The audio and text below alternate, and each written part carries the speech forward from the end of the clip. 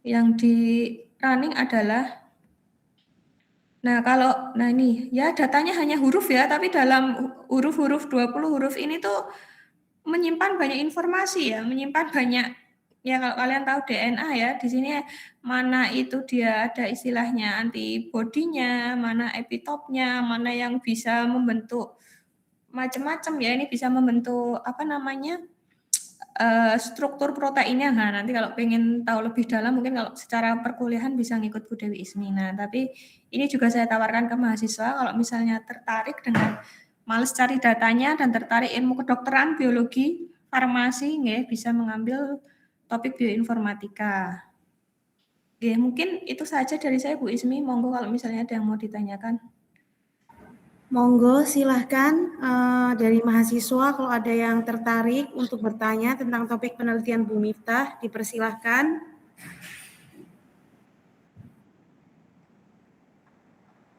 Atau kalau ada yang mau langsung menghubungi Bu Miftah, ini nomor HP Bu Miftah sudah saya cantumkan di chat box ya.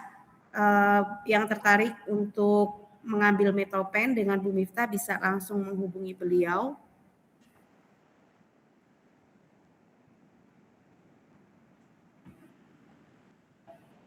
Ada pertanyaan? Ya, masih rooming. Oke, baik. Kalau tidak ada pertanyaan, saya cukupkan untuk sesi Bu Miftah. Terima kasih Bu Miftah. Oke, sama-sama Ibu Ismi. Terima kasih. Selanjutnya yang akan presentasi adalah Pak Herman Yuliansyah. Pak Herman sudah masuk belum ya? Sudah Bu, wait Bu, saya tak minum sebentar. Oke, kita tunggu Pak Herman.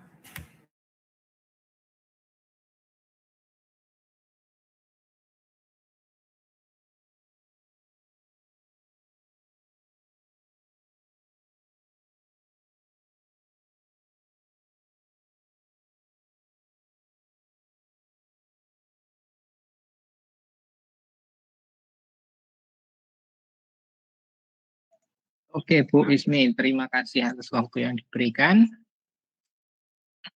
Suara saya clear ya Bu Ismi? Ya, halo, monggo Pak. Share screen, ada yang mau di-share? Sudah tampil Bu? Baik, Mas dan Mbak yang saya hormati, Bismillahirrahmanirrahim. Assalamualaikum warahmatullahi wabarakatuh. Waalaikumsalam. Oke, saya Herman Yuliansyah. Saya mau menampilkan. Jadi kegiatan ini kan sebenarnya tiap semester ada. Jadi karena setiap tahun itu mahasiswa selalu berganti, jadi saya atau kami selalu menyampaikan apa yang menjadi concern kami di setiap semester, setiap waktu. Nah, fokus saya itu ada beberapa yang nanti mau saya sampaikan kepada mahasiswa. Yang pertama, saya mau nampilkan 3 dulu di sini, karena ini nanti relate dengan beberapa mahasiswa saya di S2 dan di S3. Nah, tawaran skripsi ini saya sesuaikan per skalanya, jadi nanti yang buat apa, S3 seperti apa. Nah, yang pertama, ini karena ada satu mahasiswa S3 saya yang mengambil chatbot, tapi kita nanti bisa sesuaikan skopnya sesuai dengan mahasiswa S1, jadi kecukupan mahasiswa S1. Nah, nomor pertama itu saya tulis dengan chatbot untuk domain XYZ.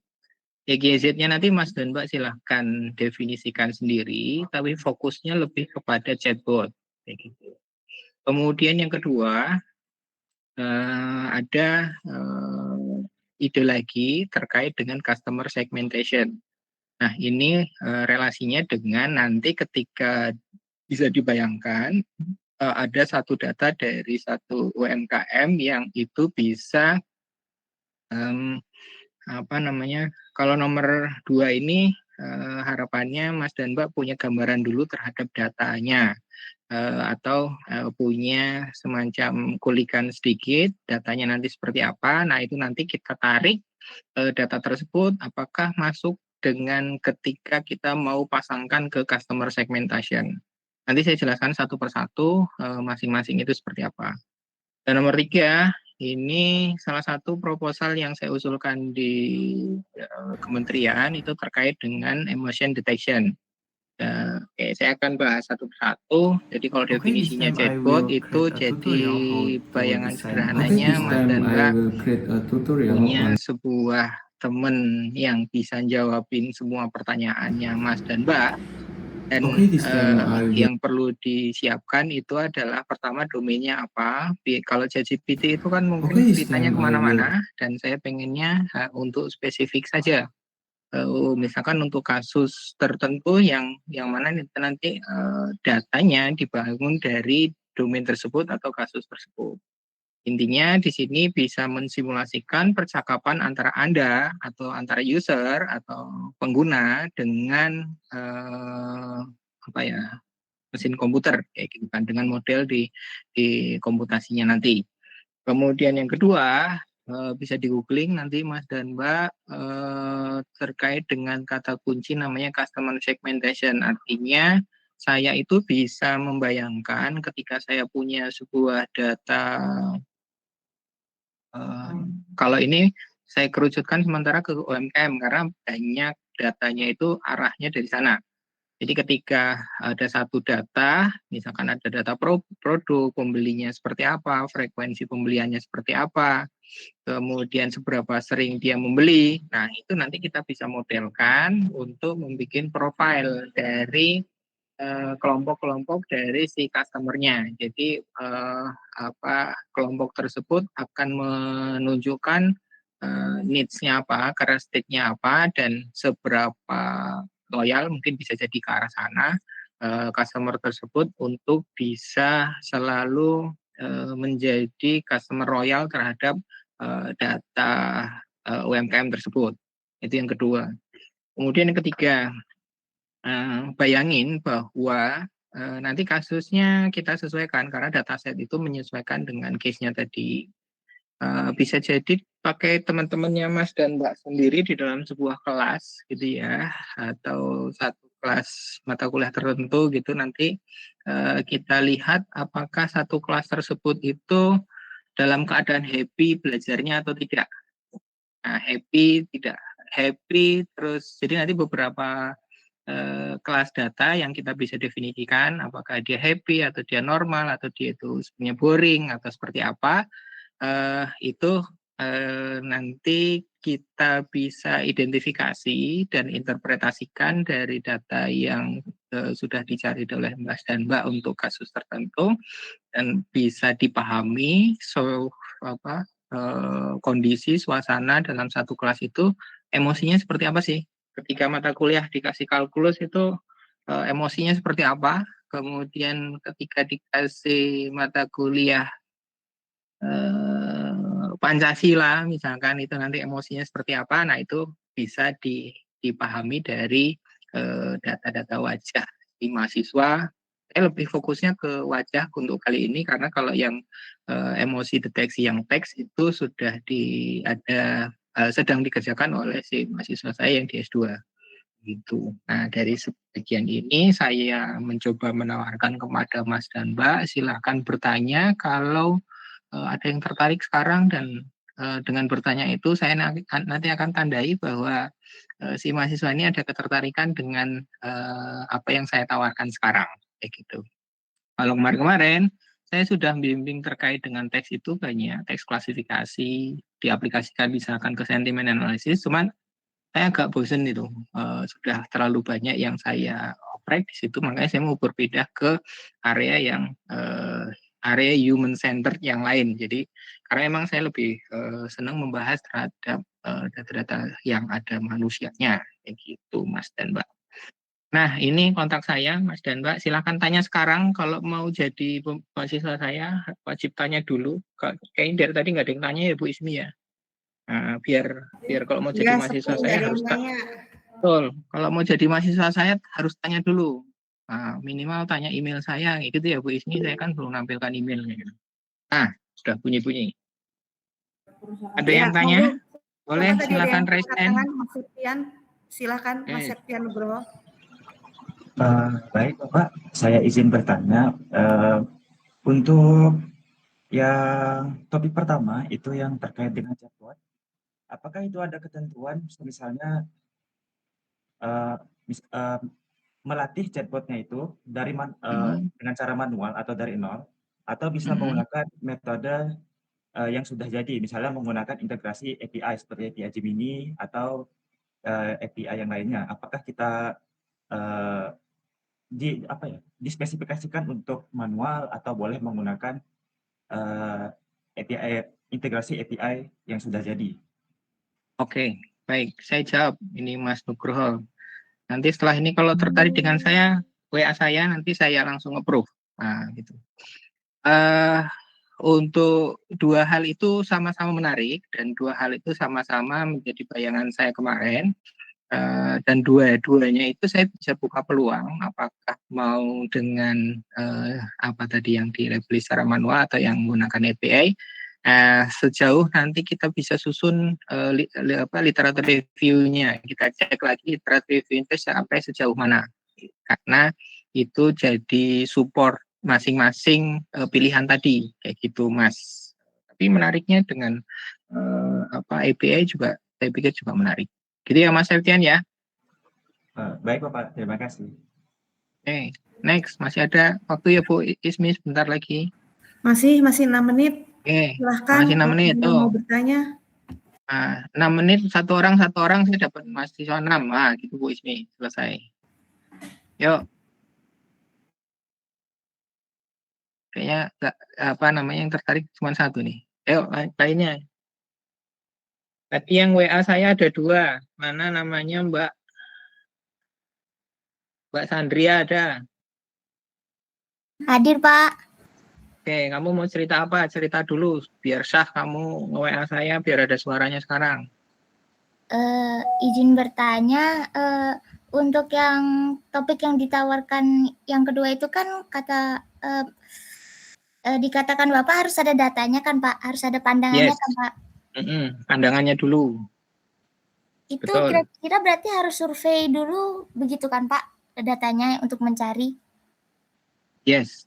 Cari data di sekitar terdekatmu dulu. Pertama itu yang paling gampang. Kan dirimu punya kenalan apa industri UMKM seperti apa. Nah itu nanti coba Pak, ini di tetangga saya punya data seperti ini. Nah coba nanti kita modelkan datanya itu masuk nggak ke customer segmentation-nya. Tuh. Mbak Sandria. Iya, seperti itu Pak. Satu lagi Bu, saya udah ada yang di WA satu lagi Bu. Sandria sudah. Terus satu lagi siapa tadi ya? Ines, mana Mbak Ines? Iya Pak, hadir Pak. Oke, berbicaralah walau satu kata.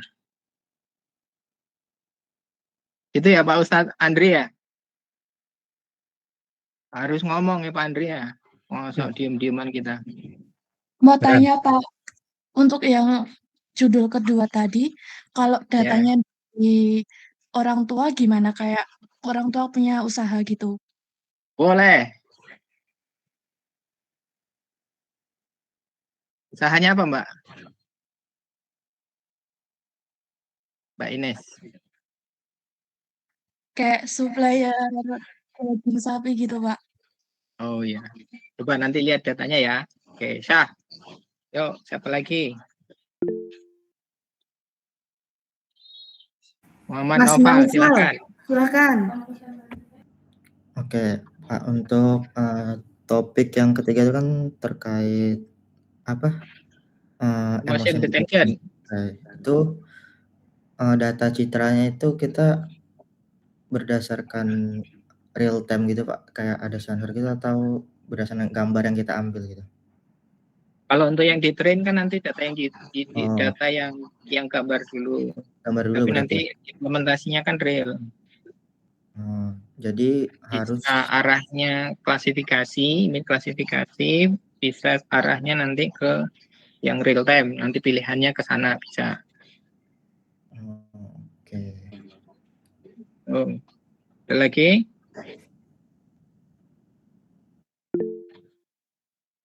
Oke. Tapi jangan Mas banyak-banyak, ini Septian lagi. Ustadz Andri udah nunggu di belakang saya ini sama Wah, Ustadz iya, Azhari Pak. ini. Terakhir Pak, untuk yang izin Pak, saya tanya lagi.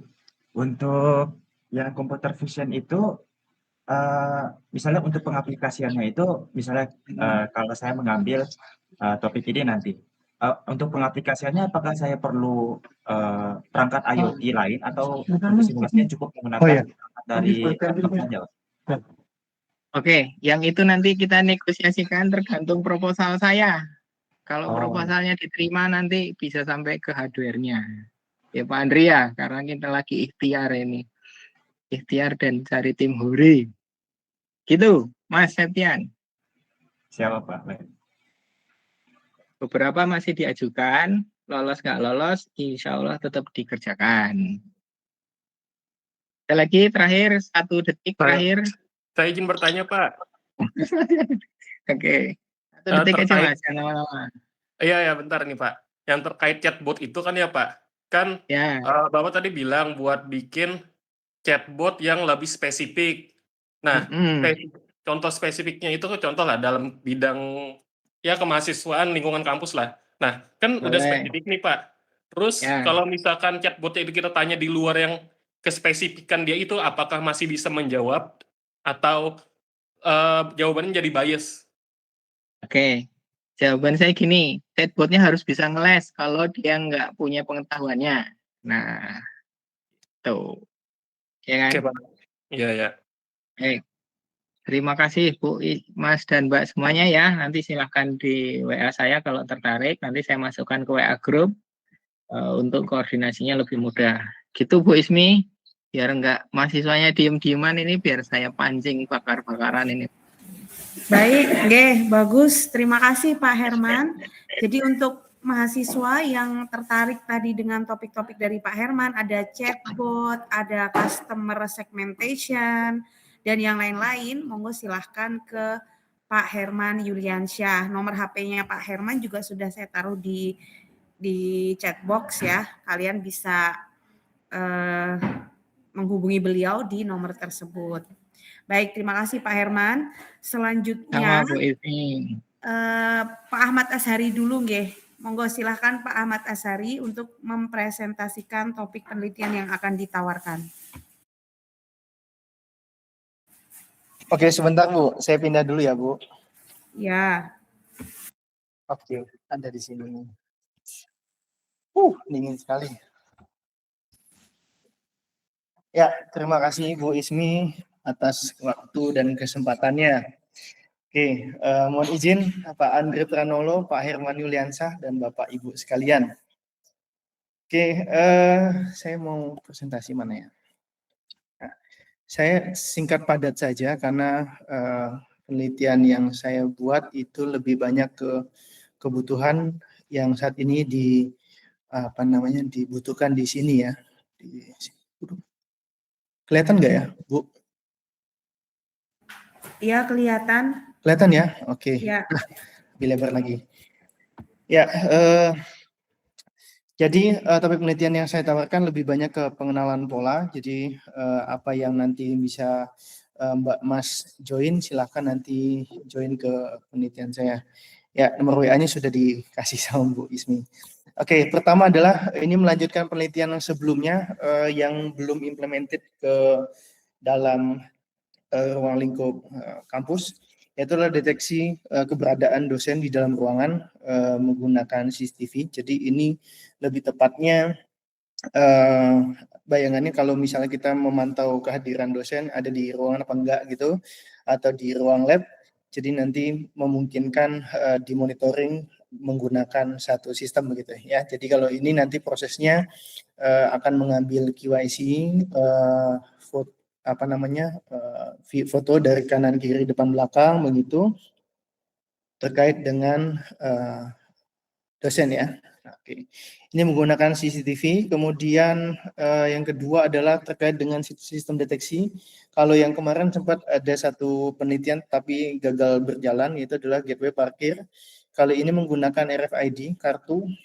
Jadi asumsinya nanti kartunya akan bergerak otomatis ketika memang terdeteksi kartu RFID begitu ya.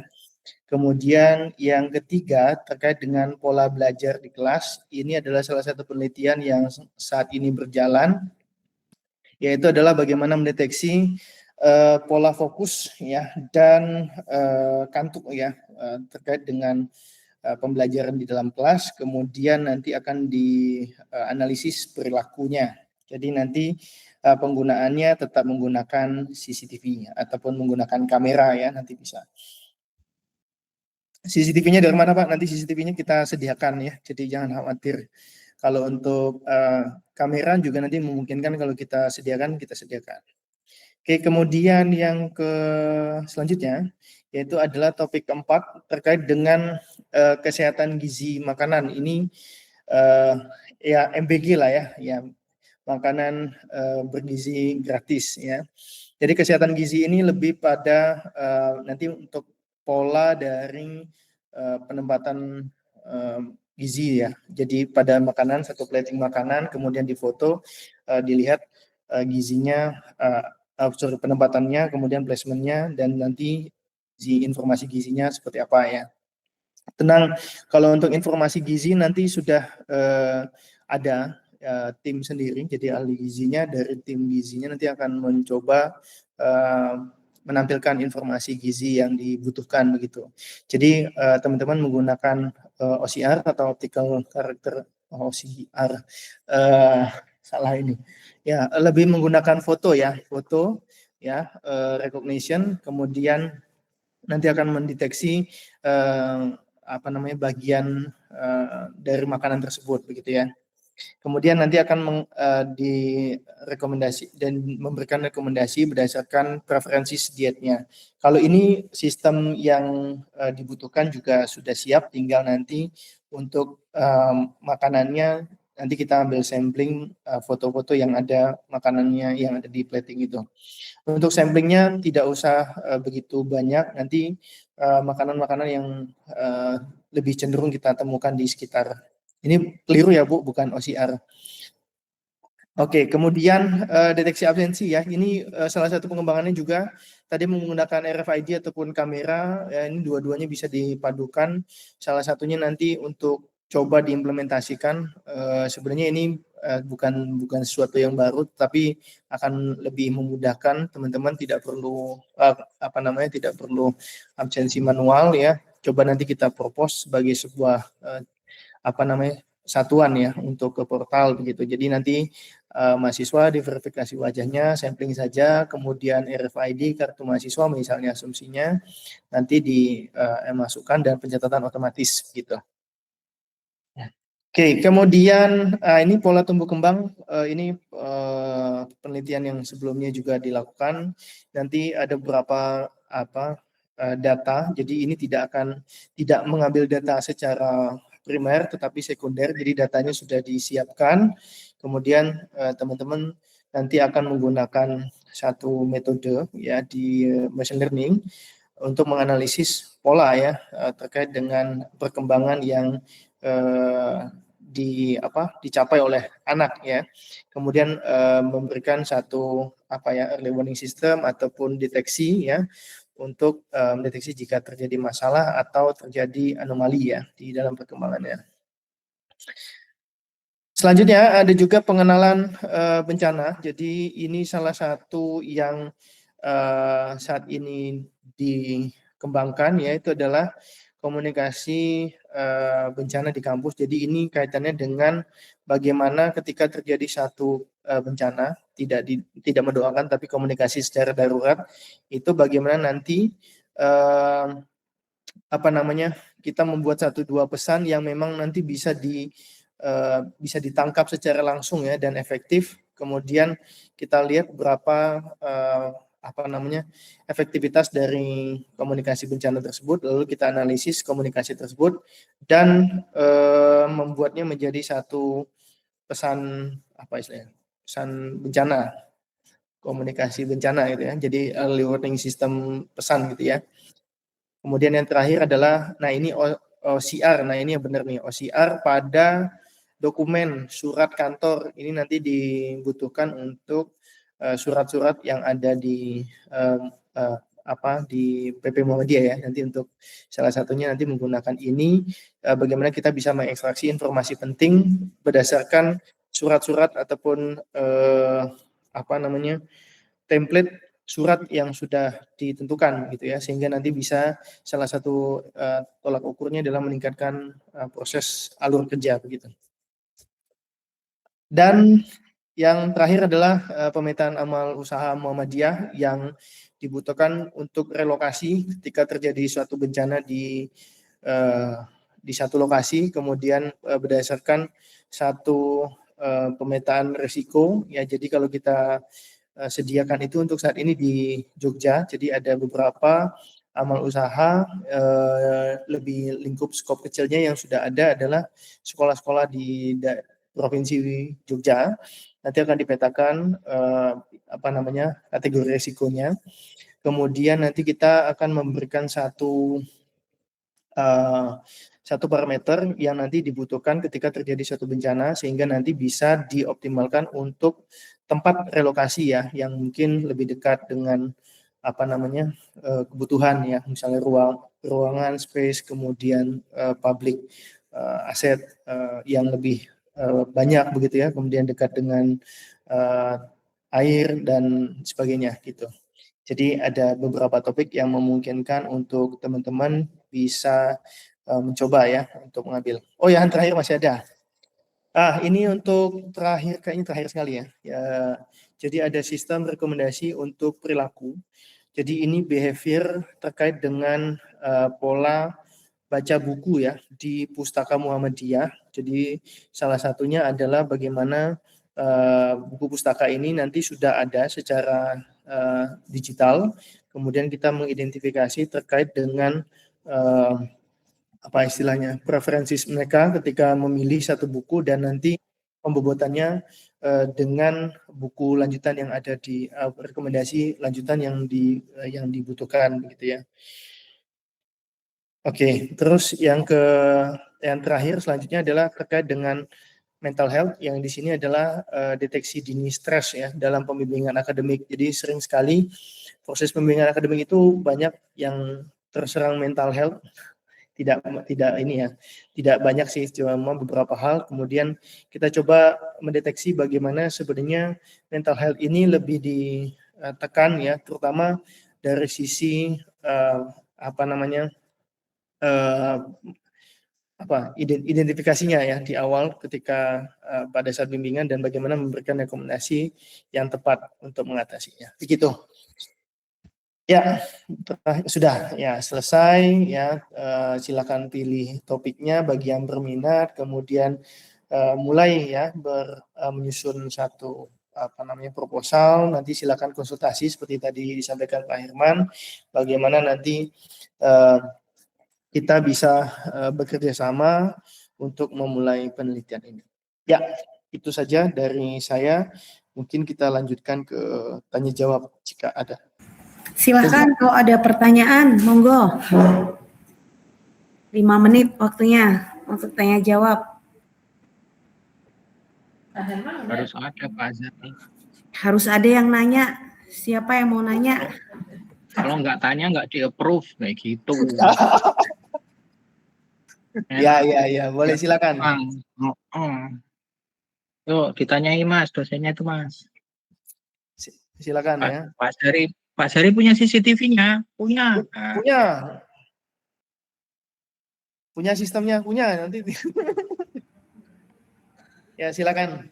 Kalau ada yang tanya, kalau misalnya nanti mau Jafri juga nggak apa-apa.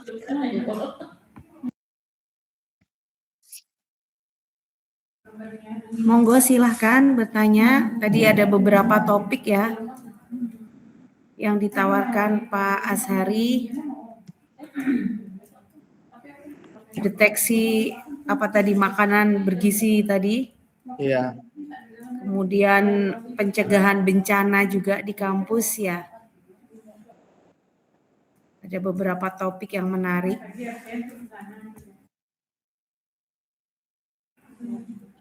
Ayo silakan bertanya. Mata kuliahnya harus ngambil apa Pak Azhari?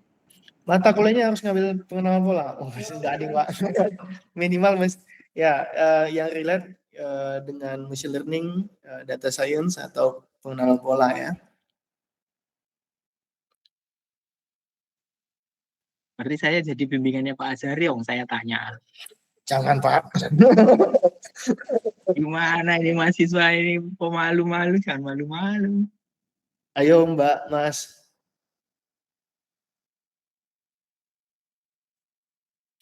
Ya, kalau nggak ada mungkin saya nanti tunggu saja untuk Kasih makan siang gratis nggak Pak Azhari?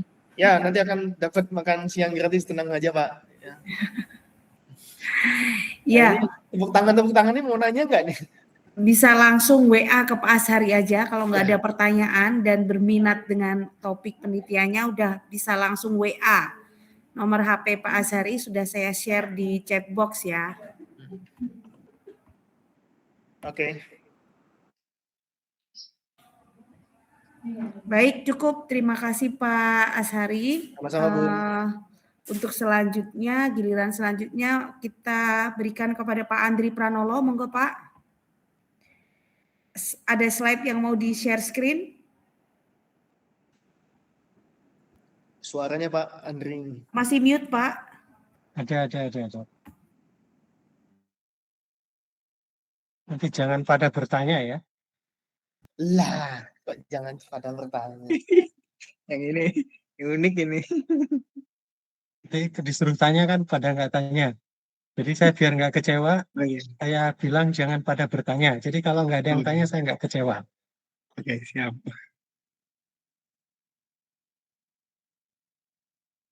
Mana slide?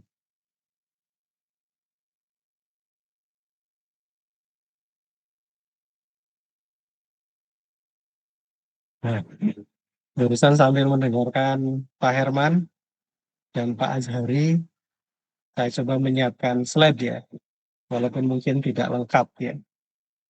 Jadi sebenarnya, Assalamualaikum warahmatullahi wabarakatuh. Waalaikumsalam warahmatullahi wabarakatuh. Topik yang saya tawarkan kepada teman-teman itu adalah terkait dengan menjadi salah satu dukun di bidang AI. Jadi meramal masa depan. Gitu ya Bu Ismi ya. Jadi topik utamanya adalah ya betul, bagaimana menjadi melamal dukun, masa depan. ramal masa depan. Ya, masa depan kita yang nggak tahu nanti bisa kalian ramal ya, menggunakan forecasting ya, istilahnya atau prediction. Itu ada 2 kata yang menggambarkan topik skripsi. Jadi kalau cari di Google Scholar atau di database yang lainnya bisa cari prediction, forecasting, ya itu sama nanti ketemunya. Di antaranya adalah untuk analisis prediktif, terutama yang dianalisis adalah data time series. Nah, data time series itu adalah data deret waktu atau runtut waktu dalam masa usianya. Jadi seperti ya banyak ya, seperti kenapa kita di ponsel kita bisa memprediksi cuaca nanti besok hujan tidak gitu ya. Dan itu secara tidak sadar kita mungkin jarang pakai ya. Loh kok hujan gitu ya. Sebenarnya sudah ada teknologinya untuk memprediksi itu karena kita nggak pernah pakai padahal di ponsel kita ada. Besok itu hujan nggak kira-kira gitu ya. Jam sekian hujan tidak. Jadi kalau saya mungkin Bu Ismi pernah tinggal di luar negeri, prediksi itu menjadi penting ya. Ketika nanti jam sekian ada salju turun tidak gitu, itu penting gitu. Ada angin kenceng nggak kira-kira jam sekian, itu penting juga di situ. Sehingga akurasi prediksi ini diperlukan. Jadi intinya prediksi itu adalah menggunakan data masa lampau untuk memprediksi di masa yang akan datang. Prinsipnya itu. Jadi langsung saja. Nah, untuk tahapan tadi ya, tadi barusan Pak Herman nanya mata kuliahnya apa. Nah, ini saya baru tuliskan barusan ya. Jadi mata kuliah pendukung statistik, kemudian ada machine learning, deep learning ya terutama itu, atau mata kuliah lain yang berkaitan dengan AI yang lain, ya itu bisa ya, karena model metode di kecerdasan buatan itu sama nanti. Kalau ketemu dengan Bu Ismi, mesti metodenya mungkin ya. Yang dibahas misalkan CNN, ada CNN lewat Bu Ismi, Pak Herman mungkin juga akan membahas tentang modelnya sama-sama CNN. Tapi penggunaan datasetnya itu berbeda. Misalkan tadi siapa di awal lebih kepada Bu Miftah tadi menawarkan terkait dengan image, computer vision. Tapi metodenya mungkin dia sama gitu ya, metode model mesin learning deep learning-nya. Artinya tergantung nanti data yang digunakan. Nah, di sini ini data yang digunakan adalah data series, bukan data gambar begitu, bukan data suara. Pak Jari lebih kepada suara. Nah, Pak Jari ke suara Pak Herman ke apa ya? Ke teks juga ya Pak Herman ya.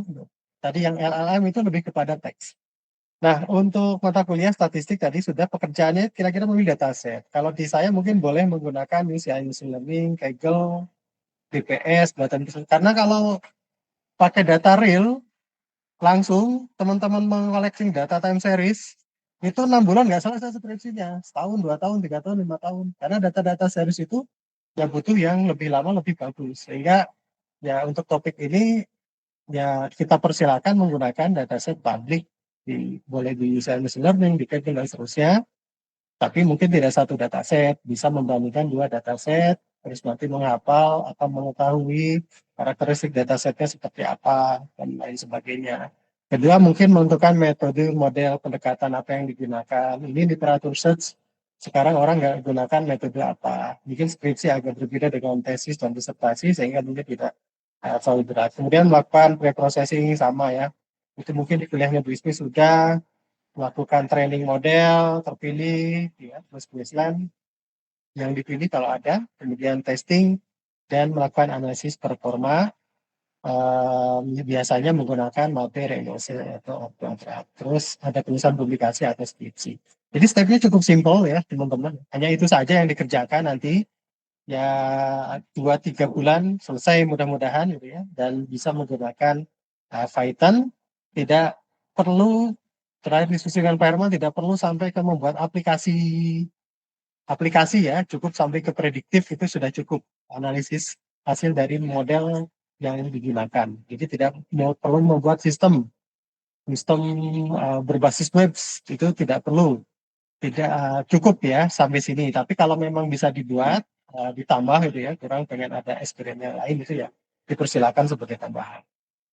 Kemudian di beberapa skripsi atau penelitian yang sedang dilakukan ya terkait dengan forecasting ramalan dan seterusnya, macam-macam ya kasusnya. Kemudian juga ada klasifikasi, sebenarnya juga ada satu ya kemarin yang melakukan riset klasifikasi dari 11.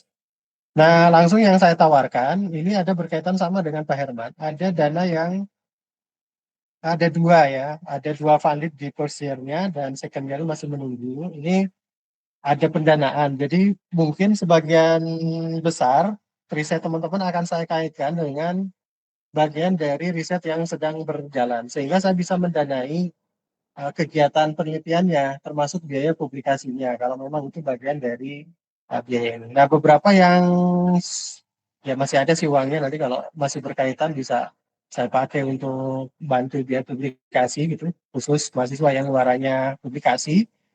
Ada 2 yang terkait dengan forecasting, ya pengembangan aplikasi, model prediksi. Jadi datasetnya banyak, modelnya banyak, jadi ini ke pre-processing-nya sebenarnya ya. Sebelum ke proses utama di prediksinya. Kemudian juga untuk bidang kesehatan. Nah, ini juga ada tahun kedua, jadi juga bisa terlibat di sini ya, di riset ini. Kemudian topik lain klasifikasi phishing dataset-nya. Klasifikasi ini juga ada dananya, walaupun tidak besar. Kemudian ada variasi dataset klasifikasi, nggak saya sebutkan di sini. Proposal ini proposal sudah disubmit di tahun ini, menunggu hasil. Kemudian yang computer vision ini juga ada. Kebetulan anggota ya Pak Herman ya, kita tuh dikira kalau sama bidang ilmu lain tuh bisa apa saja ya di ISMI ya. Suruh bikin AR kita dimasukkan di situ, atau suruh bikin aplikasi apa itu kita dimasukkan di situ ya, di tim. Nah, dari tim-tim tersebut ini tentang AR, nanti mungkin ke arah visionnya nanti kita coba kembangkan. Ini funded ya tahun ini, didanai, sehingga teman-teman biaya riset publikasi sebagian itu nanti bisa diambilkan dari dana riset. Yang bidang agriculture ini proposal tahun ini submitted, menunggu ya nanti hasilnya saya nggak tahu ya. Ini kerjasama dengan luar ya yang ini. Kemudian yang NLP, LLM itu System Learned Gen AI, ini proposal sudah submit, bulan ini mungkin pengumuman kalau menang. Ini sebenarnya research challenge, dananya cukup besar. Jadi kalau teman-teman nanti bisa terlibat, ya tentu saja operasional sama publikasi bisa kita bayarkan dari dana tersebut. Cuman ini memang risetnya harus riset memang jadi ya kalau udah naik. Kemudian aplikasinya pada penerbitan publikasi ilmiah ini sebenarnya Pak Ardiansyah sudah melakukan jalan ya, kita meneruskan membuat sebuah ekosistem untuk sistem submission di jurnal atau konferensi, tapi di situ ada pengecekan yang kita lakukan oleh mesin ya, tidak semuanya by manusia. Kemarin Pak Ardiansyah di riset sebelumnya mungkin riset juga ketika di Prodi ya, itu mengecek referensi ya. Saya nanti di sisi apanya, Mas menggunakan itu nanti untuk mengembangkan sistem yang sedang ada. Jadi pengen punya ekosistem sendiri ya di sini dan betul-betul dipakai. Itu teman-teman tawaran-tawarannya, riset-risetnya, tapi saya lebih kepada si forecasting di bidang saya seperti tadi di MIFTA juga demikian, tapi ada beberapa topik ya mungkin agak melenceng ke yang lain karena memang ada dana riset terkait dengan itu gitu ya, yang tim. Fasilitas ada training tentu saja ya, karena mungkin kemarin ada beberapa hal yang baru. Biasanya untuk mekanisme pembimbingan kita gabungkan dalam satu waktu. Di situ ada kayak semacam pelatihan, mulai dari bagaimana mengkolek data, melakukan data processing. Mungkin nanti kerja benerannya di mana ya, di metodenya itu ya, eksperimen berkali-kali mungkin. Nah, ini kok hasilnya masih jelek, gitu, itu diapain, apa yang salah. Misalkan parameternya kok keliru dan seterusnya kurang pas, nah itu diubah-ubah sampai kepada nanti mendapatkan hasil terbaik ya. Kemudian pendanaan full subsidi dari publikasi, terutama untuk skripsi dari publikasi. Ya, bisa full atau subsidi nanti tergantung. Yang jelas yang jalur publikasi karena sama-sama bekerja ya, kita nanti sama-sama untuk mencari sumber biaya penerbitannya itu dari mana. Itu kemudian untuk join di grup diskusi lebih lanjut, kalau nggak tanya di sini, teman-teman bisa dipoto dulu, kemudian nanti bisa scan di sini, kemudian nanti itu masuk ke grup ya, langsung di grup. Nanti kita diskusi di grup, mungkin kalau sudah ada beberapa orang di grup, kita bisa ketemu secara online atau offline untuk mendiskusikan spesifik topik yang lebih topik yang lebih spesifik untuk setiap orang. Karena nanti mungkin ada satu project itu bisa dikerjakan oleh mungkin 2, 3, 4 orang, ada satu project hanya untuk 2 orang, tetapi tentu saja setiap orang punya tugas masing-masing di project tersebut. Saya kira gitu. Yang bisa sampaikan, silakan kalau ada pertanyaan, kalau tidak ada nanti di grup, salah saya. Mudah-mudahan tidak ada pertanyaan tadi ya. Oke, terima kasih Bu Ismi, silakan. Assalamualaikum warahmatullahi wabarakatuh. Waalaikumsalam warahmatullahi wabarakatuh. Terima kasih Pak Andri atas presentasinya. Ayo mahasiswa silahkan bertanya. Tadi cukup jelas ya topik dari Pak Andri seputar forecasting, jadi memprediksi masa depan dengan data time series, data yang ada urutan waktunya gitu ya, data time series. Monggo silahkan kalau ada pertanyaan Mas Mbak, atau langsung join ke grup WA yang sudah di share QR code-nya oleh Pak Andri Pranolo.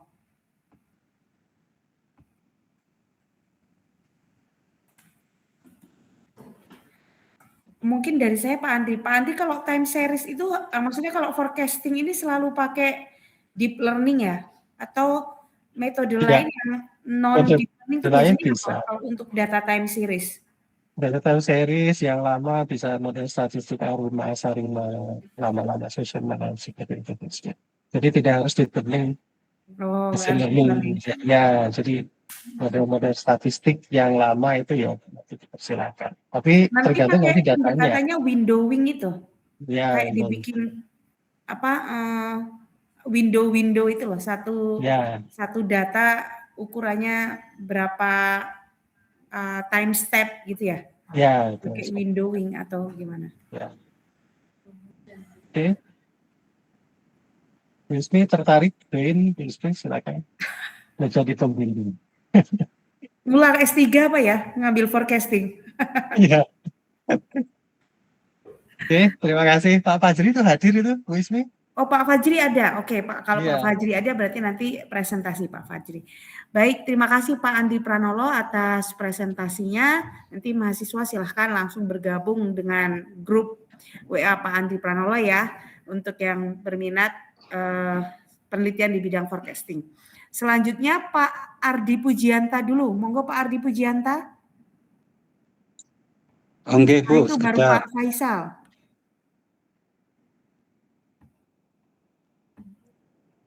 Pak Ardi, share screen Pak, ada slide yang Ya, akan sebentar, Bu. ditampilkan. Bentar.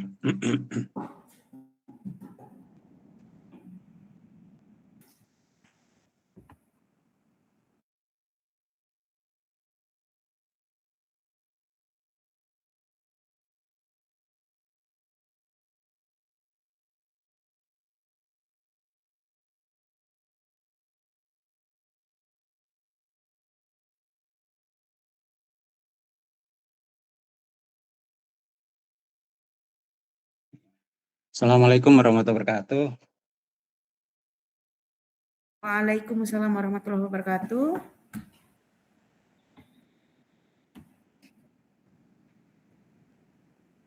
Ya, ini ada beberapa judul yang saya tawarkan. Kalau ada yang tertarik, silakan nanti menghubungi saya.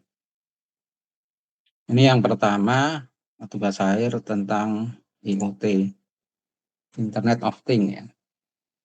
Di sini nggak ada mesin learning-nya, tetapi kalau mau ditambahin mesin learning juga tidak apa-apa.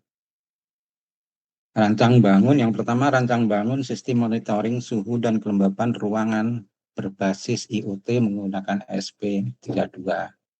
Nah, ini penelitian ini membangun sistem IoT berbasis ESP32 untuk memantau suhu dan kelembapan ruangan secara real time.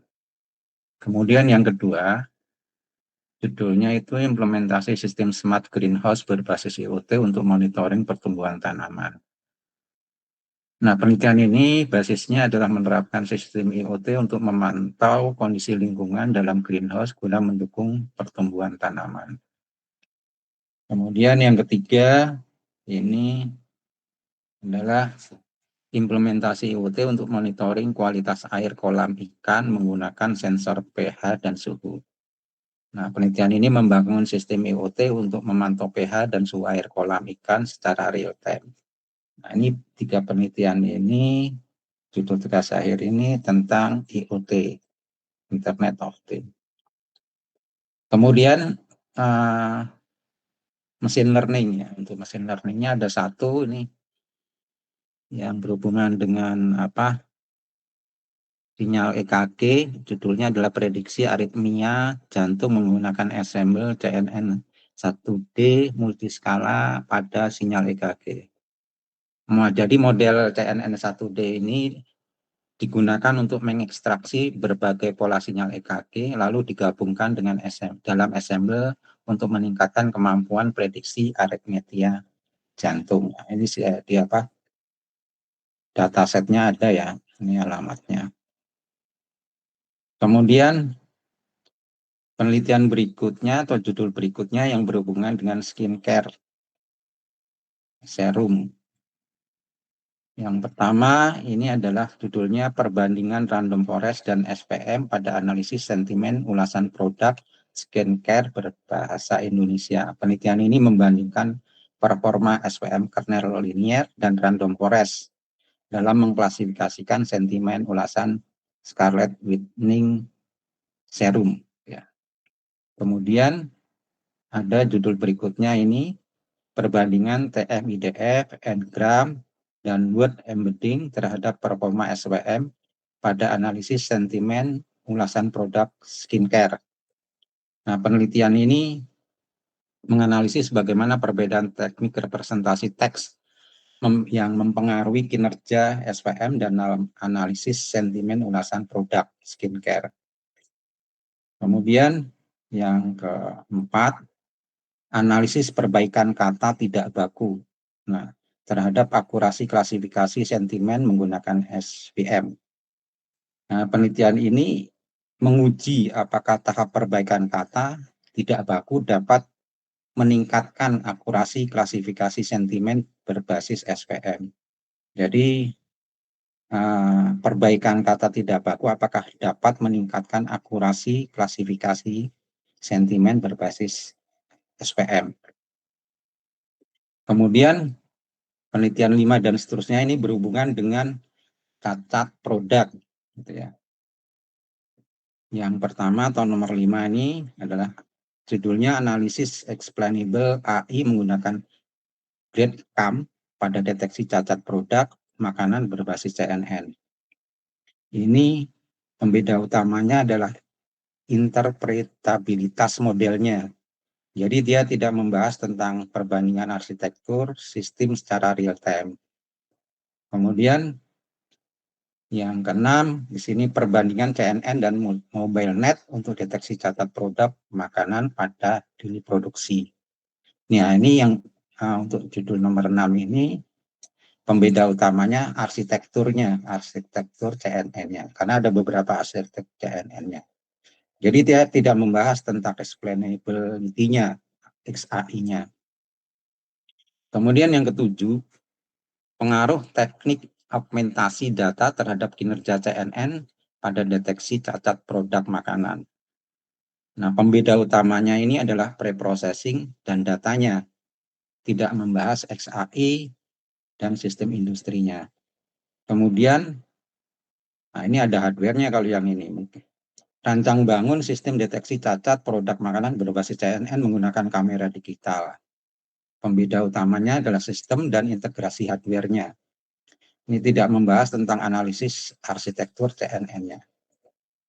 Kemudian yang terakhir, implementasi CNN Lightweight untuk deteksi cacat produk makanan pada perangkat edge. Pembeda utamanya adalah efisiensi dan pengembangan development. Tidak membahas XAI dan augmentasi. Jadi ada beberapa judul yang saya tawarkan ini. Kalau ada mahasiswa yang tertarik, bisa menghubungi saya gitu ya. Itu saja yang bisa saya sampaikan. Kalau ada pertanyaan.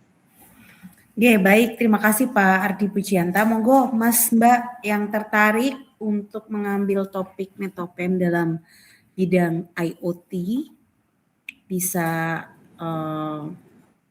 menghubungi Pak Ardi Pujianta. Atau tadi topiknya yang di bawah machine learning ya? Machine learning. Ya. IoT atau ini machine learning. Atau Pak Ardi Pujianta juga bisa kombinasi IoT dan machine learning ya Pak? Iya. Monggo silahkan. Ya, Mas Iza, silahkan. Permisi Pak, mohon izin bertanya. Untuk yang machine learning, yang di nomor 2 itu kan perbandingan random forest dan SPM pada analisis sentimen ulasan produk. Nah, itu buat hasilnya nanti tuh dia cuman hasil perbandingan akurasi atau hasilnya kayak kesimpulan lebih banyak ulasan positif atau negatif gitu Pak? Ya, dia juga membandingkan performanya juga. Tidak hanya sentimennya, performa SPM kernel linear dan random forest-nya gimana. Dan mengklasifikasikan ulasan sentimennya tadi, ulasan dari sentimen tadi. Itu aja. Baik Pak, berarti diklasifikasi jadi positif atau negatif gitu ya Pak ulasannya? Ya, dan juga itu kan juga nanti terhubung dengan performanya kan, bagaimana performanya dari SPM kernel linear dan random forest-nya. Oke Pak, siap Pak. Terima kasih Pak.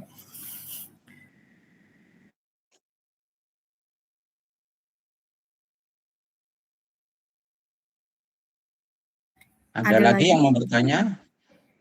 Yang mau ditanyakan, monggo ada lagi? Atau nanti kalau yang sering udah pernah itu lihat di Dikti itu pelatihan cloud juga bisa menghubungi dengan saya. Saya belum menampilkan judul-judul tentang cloud gabung dengan machine learning. Oh, cloud computing ya? Ya. Oh, nggih, kalau ada yang Banyak banget itu tertarik judulnya itu. pada topik cloud computing, nanti Plus biasanya machine juga di-combine dengan machine learning. Juga ini merupakan topik yang merupakan skopnya penelitian Pak Ardi Pujianta. Cloud computing, machine learning, IoT nggih, Pak? Ya.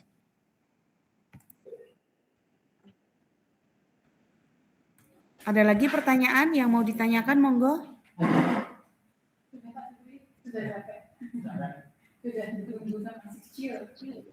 Kalau tidak ada pertanyaan, baik, terima kasih atas presentasinya Pak Ardi Pujianta. Yes. Selanjutnya yang terakhir Pak Faisal Fajri. Monggo Pak Faisal. Terima kasih Bu Ismi. Assalamualaikum warahmatullahi wabarakatuh. Waalaikumsalam warahmatullahi wabarakatuh. Share screen, Pak. Ya.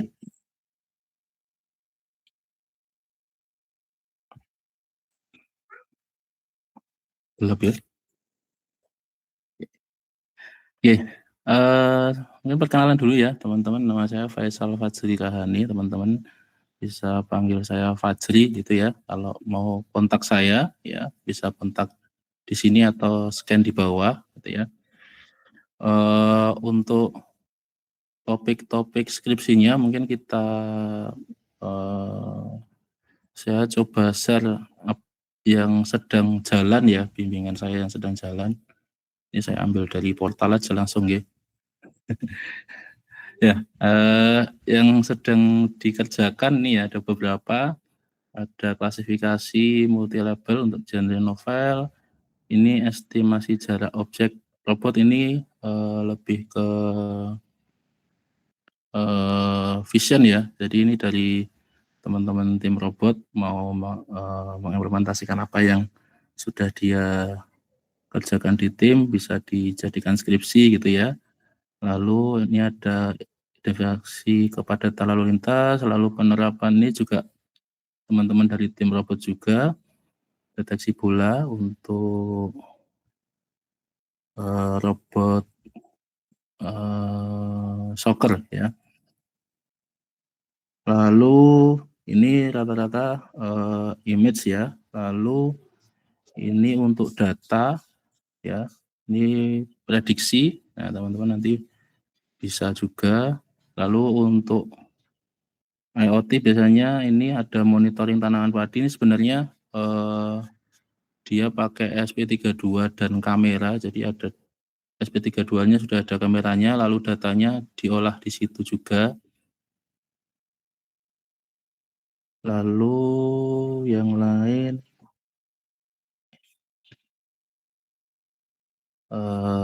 analisnya sentimen, klasifikasi kualitas kacang. Nah kalau ini case-nya waktu diskusi dengan saya, si mahasiswanya di daerahnya memang produksi kacang mete gitu ya. Nah dari hasil diskusi itu maka ya lebih baik apa yang ada di sana dikerjakan aja gitu. Nah nanti kita bisa kayak gitu.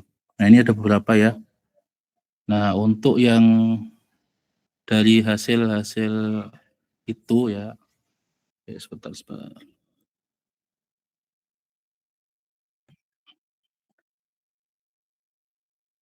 Nah dari yang sudah jalan, ini topik umum yang saya bimbing biasanya ini ya. Jadi machine learning, data mining untuk prediksi, klasifikasi numerik atau SPK, dan time series. Nah yang banyak biasanya di 3 bawah ini, computer vision deep learning, ya, deteksi atau klasifikasi objek, lalu robotik dan vision robot, ya, integrasi kamera untuk kendali robot atau sistem navigasi robot, gitu ya. Lalu IoT-nya teman-teman yang kemarin yang sudah mengerjakan biasanya untuk monitoring dan kendalinya gitu. Nah, mungkin yang ke depannya dari hasil data ini tadi nanti bisa digunakan untuk sistem prediksi ya dari data sensor atau pengambilan keputusan tertentu gitu ya. Nah, yang ditawarkan ya mungkin teman-teman yang tertarik untuk yang computer vision dan deep learning mungkin bisa deteksi objek pada citra ya, atau video, klasifikasi, deteksi anomali citra ya atau visual, lalu aktivitas manusia gitu ya. Di sini saya sedang mengembangkan sistem untuk presensi di lab gitu ya, basisnya pakai vision gitu ya di semuanya. Dari yang kemarin presensinya manual, rencananya mau jadi pakai vision semuanya gitu ya. Lalu yang time series ini biasanya pakai data sensor ya atau data-data IoT nanti bisa diolah juga. Lalu yang robotik bisa teman-teman yang ambil sistem navigasi ya, navigasi robot menggunakan sensor atau algoritma tertentu ya, atau sistem penghindar rintangan atau SLAM itu juga bisa. Ini nanti pakai simulasi aja ya, jadi tidak pakai robotnya gitu ya, karena itu nanti jadi tantangan tersendiri. Lalu sistem kendali robot ya, nanti bisa pakai metode kendali yang konvensional atau bisa diintegrasikan dengan AI gitu. Lalu simulasi multi robot itu biasanya koordinasi antara satu robot dan robot yang lain gitu. Ini nanti simulasi sistemnya pakai ROS. Nah, kalau IoT kemarin yang sudah jalan itu smart home ya, sudah lulus juga monitoring daya untuk kosan itu. Lalu yang sedang jalan ini monitoring untuk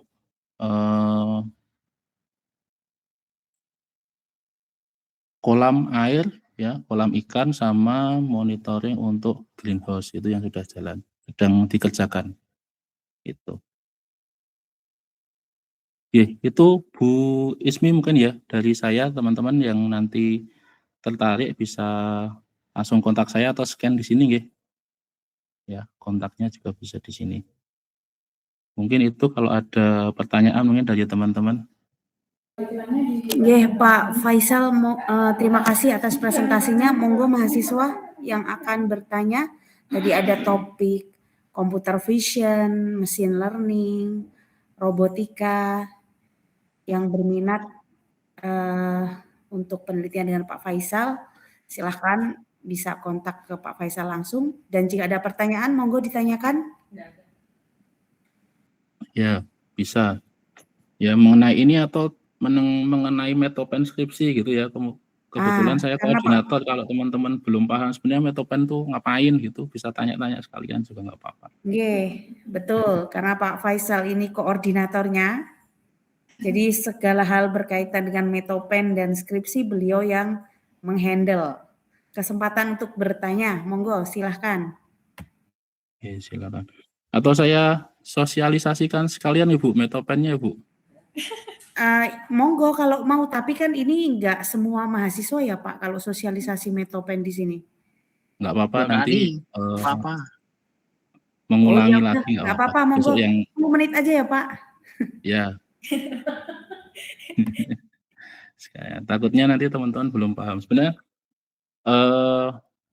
materinya sama ya seperti yang saya sampaikan di email ya. Mungkin teman-teman sudah dapat email ya mengenai pendataan prametopen gitu ya. Jadi sebenarnya metopen itu apa gitu ya, dan tahapannya seperti apa gitu ya. Mungkin ini apa ya istilahnya pengantarnya aja ya. Jadi mata kuliah metopen ini adalah mata kuliah yang membekali teman-teman untuk menuju skripsi gitu ya. Nah, jadi teman-teman dibekali mengenai bagaimana menulis proposal, tahapan penelitian itu seperti apa, ya, pengerjaannya seperti apa. Nah, itu nanti akan dibahas saat mata kuliah metopen. Nah, tahapannya ya sebenarnya tahapan metopen skripsi itu ya. Itu secara garis besar seperti ini ya. Jadi ada metopen ya, metodologi penelitian, lalu skripsi ya. Kalau teman-teman ini angkatan 2023 berarti ya. Ya, jadi ini semester 6, lalu ini semester 7 atau 8, nanti bergantung dengan strategi teman-teman gitu ya. Nah, di metodologi penelitian ya, di kurikulum yang berjalan sekarang ya, itu tahapannya ada prametopen ya, ada proses metopen dan seminar. Nah, apa yang sedang dilakukan kita saat ini ya di timeline sekarang itu yaitu prametopen ya. Nanti waktu semester berjalan itu adalah proses mata kuliah metodologi penelitian. Kali outputnya apa? Outputnya adalah proposal penelitian ya. Setelah itu kalau proposalnya sudah oke, sudah di-ACC oleh dosen pembimbing, nanti teman-teman akan seminar proposal penelitian. Tuh. Kalau seminarnya sudah di-ACC oleh dosen pembimbing dan penguji saat proses seminar, nanti setelah itu teman-teman baru boleh mengerjakan apa yang sudah disetujui ya, oleh dosen pembimbing dan dosen penguji. Nah, itu adalah tahapan skripsi. Tuh.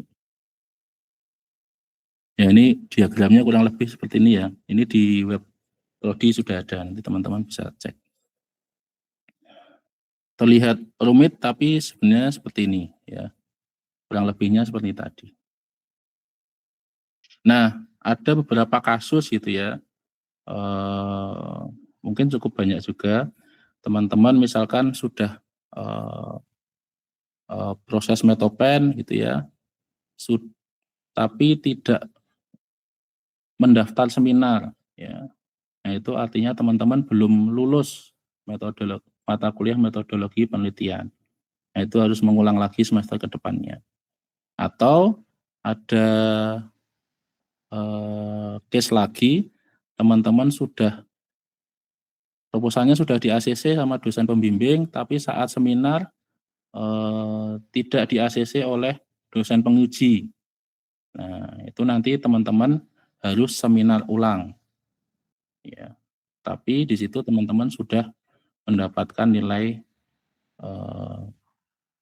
mata kuliah metopen. Nah, ini yang perlu teman-teman perhatikan gitu ya. Jadi memang tidak semua yang ambil SKS metopen itu pasti bisa lulus ya. Lulusnya yaitu syaratnya teman-teman menyelesaikan seluruh tahapannya ya, membuat proposal, kelasnya ya, lalu diseminarkan dan di-ACC proposalnya. Ya, syaratnya ini semester 6 ya, menempuh minimal 100 SKS. 100 SKS itu berarti sama SKS yang semester depan ya. Lalu telah lulus dengan minimal C atau sedang menempuh ya mata kuliah pilihan yang sesuai dengan topik metopen yang dipilih. Nah, ini teman-teman yang kadang kurang diperhatikan di sini ya. Jadi apa yang teman-teman ambil ya di metopen nanti ya topiknya itu disesuaikan dengan mata kuliah pilihan yang sudah dipilih. Gitu. Lalu teman-teman harus KRS. Jadi besok semester 6 KRS nih, KRS mata kuliah metodologi penelitian. Nah, ini tahapan prametopen ya yang kita timeline-nya sekarang ya sampai akhir Maret ya kalau nggak salah ya. Jadi teman-teman menentukan topik penelitiannya ya yang digunakan untuk mata kuliah metopen. Nah, menentukan ini ada beberapa istilahnya ada beberapa cara. Yang pertama mungkin teman-teman sudah ada ide gitu ya. Lalu silahkan teman-teman cari dosen pembimbingnya yang sesuai dengan topiknya gitu ya. Atau yang kedua, teman-teman belum ada ide sama sekali gitu ya. Tapi kurang lebih saya cocok nih kalau di kakaknya ganti nama ya Bu Ismi ya Bu ya. Kakak sistem cerdas dan data science. Nah itu teman-teman bisa ngecek atau ikut sosialisasi seperti ini kan tadi sudah dijelaskan ya topik-topiknya dari dosen di KKSC gitu. Nah teman-teman nanti bisa ambil salah satu, lalu bisa kontak dosennya, lalu bisa diskusi di situ. Nah itu ada berbagai cara gitu ya. Lalu teman-teman melakukan pencarian pustaka, ini opsional, nanti ini ada di formnya. Lalu mengisi form, ya form judul Metopen, di situ teman-teman akan mengisi nama, name, topik yang mau akan diambil, ya atau saya cek, saya bukakan sekalian ya.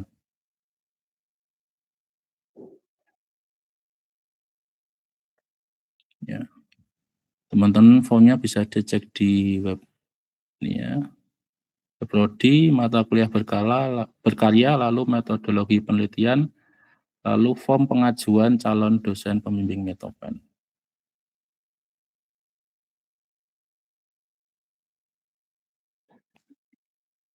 Ya ini ya form pendataannya seperti ini. Nanti teman-teman ngisi form ini ya untuk diajukan calon dosennya.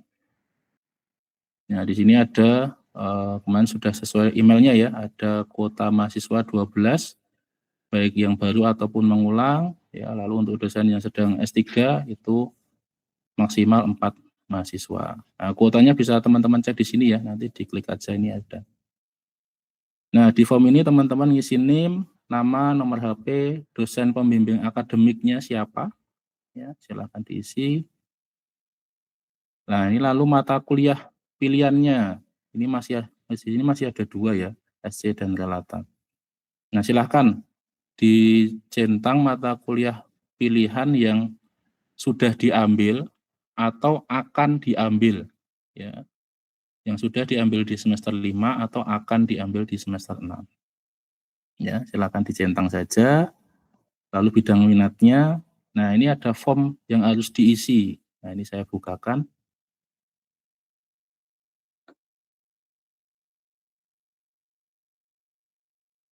Nah, formnya ini silakan teman-teman isi nama, NIM, nomor HP, email, minat bidang akademiknya apa, lalu rencana topik judul penelitiannya apa, lalu mata kuliah yang telah dan akan, ya telah itu berarti yang semester 5 mata kuliah pilihan ya, dan akan berarti yang semester 6 ya mata kuliah pilihannya. Lalu ini calon dosen pembimbing mata kuliah Metopen yang diajukan teman-teman ya. Silahkan diisi nama dosennya, opsi pertama siapa, opsi kedua siapa, lalu tanda tangan persetujuan. Nah, tanda tangan persetujuan ini opsional teman-teman. Kalau teman-teman sudah mendapatkan tanda tangan persetujuan, itu hampir pasti nanti diplotingkan ke dosen tersebut. Ya. Kemungkinan kalau itu dipindah karena kuotanya sudah penuh. Ya, kalau kuotanya belum penuh, hampir pasti ke dosen tersebut. Jadi kalau bisa sudah di ACC ini, ya.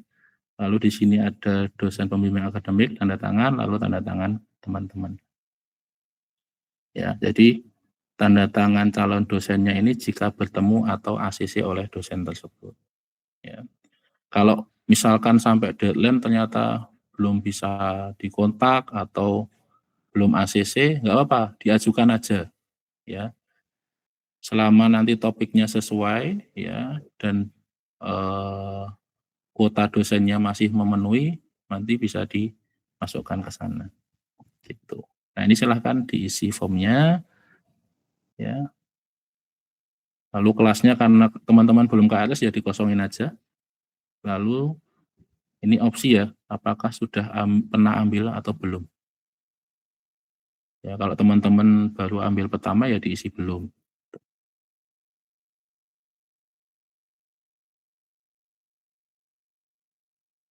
Nah, itu tadi adalah tahapan prametopen. Ya, setelah itu dari hasil form tadi akan kita rekap, lalu akan dirapatkan nanti oleh prodi, ketua dan ketua KK. Ya, nanti akan saya data mana yang sudah ACC, mana yang belum, lalu mana yang belum terplotting. Nanti kalau yang belum akan dirapatkan di prodi dan KK. Lalu yang kedua kita masuk ke proses metopen. Ya, ada kelas kuliahnya ya teman-teman ya, nanti online per minggu. Ya, lalu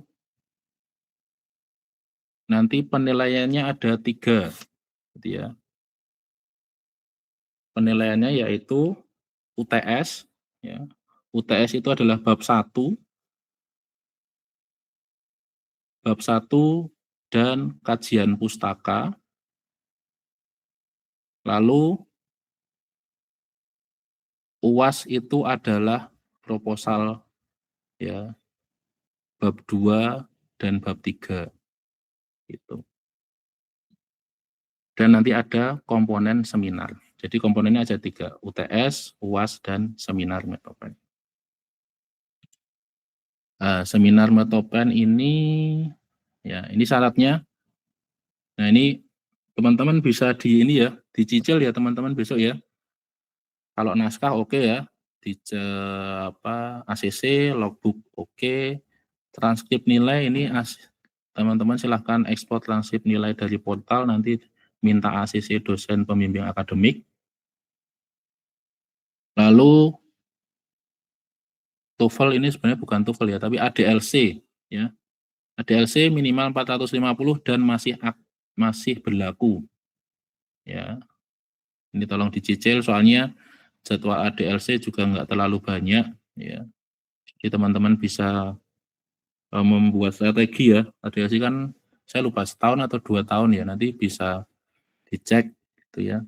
Dan ini bisa dicicil nih teman-teman. Ya.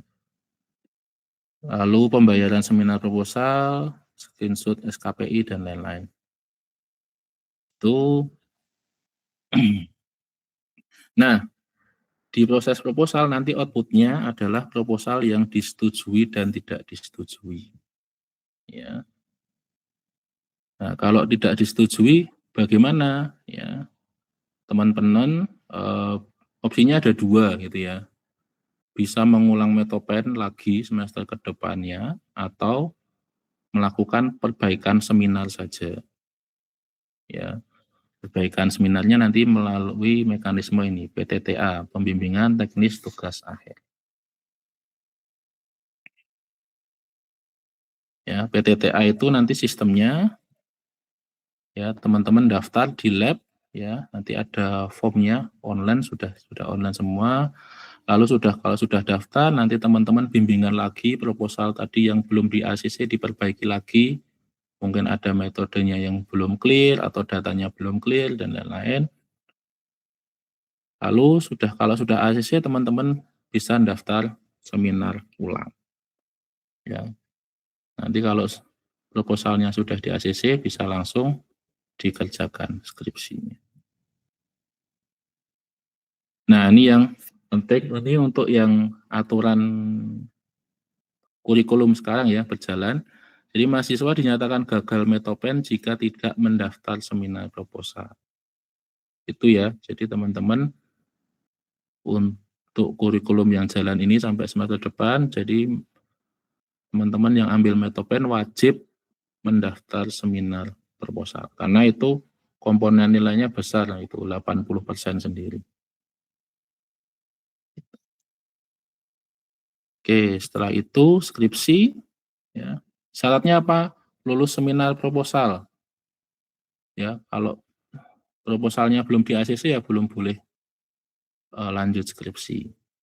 Ya, lama pengerjaan dihitung dari tanggal berita acara proposal, atau karena ini semesternya lompat ya, jadi metopen semester 6, lalu skripsinya bisa diambil semester 8, nanti diambil atau dihitung dari mulai ambil SKS skripsi. Lalu bimbingan minimal 8 kali, Nah, di sini ada 2 skema teman-teman, ada skema reguler dan publikasi. Ya, untuk saat ini ada 2 ini.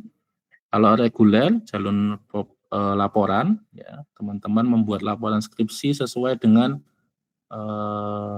template yang ada di web prodi, ya.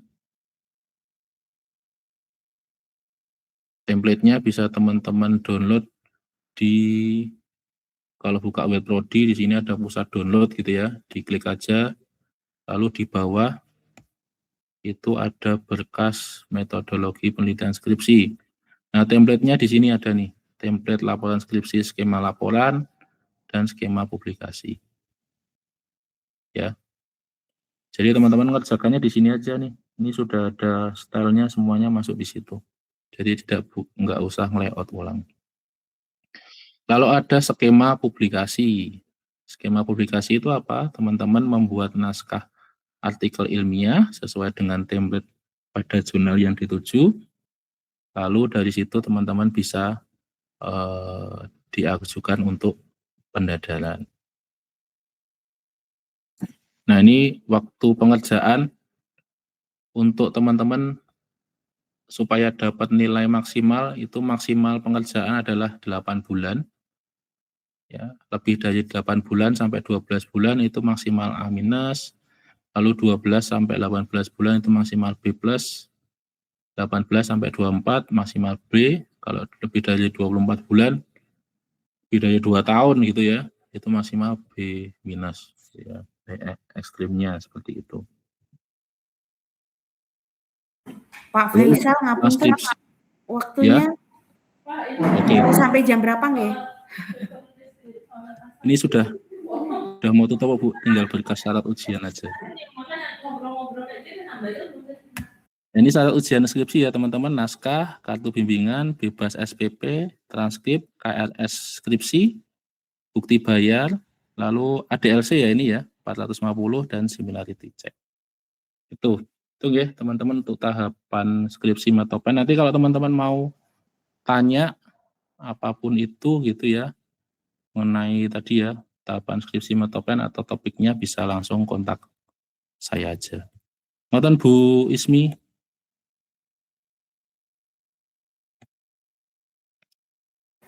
Baik, terima kasih Pak Faisal atas sharingnya. Nanti untuk yang mau bertanya-tanya lebih lanjut tentang teknis Matopen dan juga skripsi, silahkan bisa langsung menghubungi koordinator Matopen dan skripsi Pak Faisal. Baik, mungkin untuk agenda sosialisasi topik penelitian dari Kakak Sistem Cerdas pada siang hari ini telah selesai. Saya ucapkan terima kasih sekali lagi kepada teman-teman yang sudah bergabung. Silahkan langsung menghubungi dosen masing-masing ya. Jika tadi berminat dengan topik-topik yang telah dipresentasikan, bisa langsung menghubungi dosennya langsung. Dan saya mengingatkan, besok siang masih akan ada sosialisasi lagi dari dosen-dosen Kakak Sistem Cerdas.